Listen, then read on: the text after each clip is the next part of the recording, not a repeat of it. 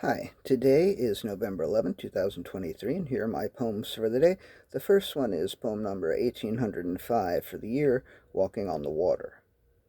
As I passed by the man in the sectioned off area, it really did look like he was walking on water, or maybe on a tiny island surrounded by water. But this was Sullivan Street, just south of Washington Square. There had been no heavy rainstorms, no flooding around there.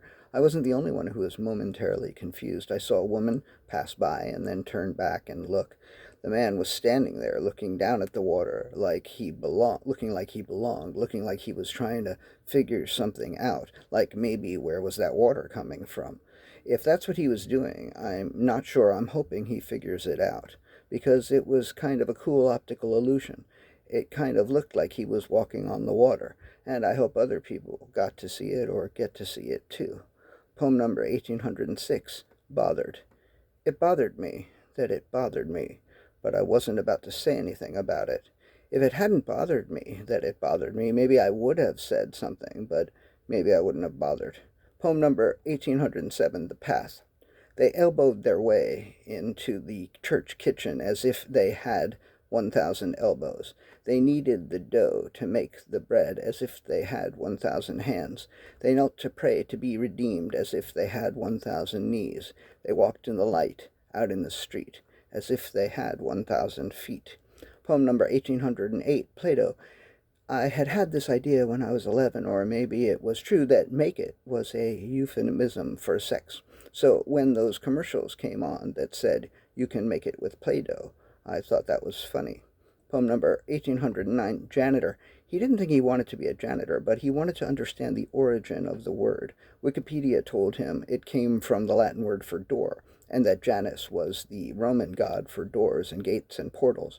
He scrolled down a bit and learned that if you are certified, you can make $300 to $600 an hour cleaning a crime scene, and he thought maybe he wouldn't mind being a janitor after all.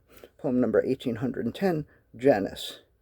Janus is also the god for time and transitions and duality, doors and gates and portals, and time and transitions and duality.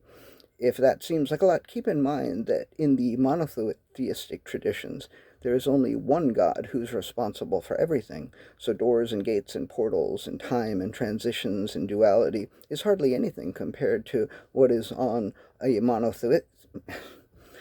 So doors and gates and portals and time and transitions and duality is hardly anything compared to what is on a monotheistic god's plate. So if you happen to be the Roman god Janus and you think you're stretched too thin, just keep that in mind. And also keep in mind that some janitors are really busy too. And the last poem of the day, poem number 1811, Janus.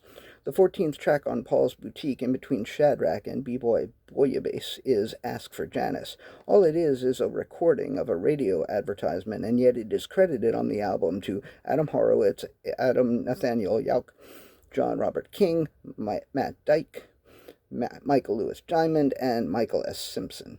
And the copyrights to the lyrics, such as they are held by BMG Rights Management Universal Music Publishing Group. It goes like this. The best in men's clothing. Call Paul's Boutique. As for Janus, the number is 718-498-1043. That's Paul's Boutique, and they're in Brooklyn. So maybe Janus was the Janus of Paul's Boutique. I never called 718-498-1043 and asked for Janus back in the day, and I'm sure it's too late now. But I've never aspired to wear the best in men's clothing, so I guess I didn't really miss out. Okay, that's it. Thank you. I appreciate you.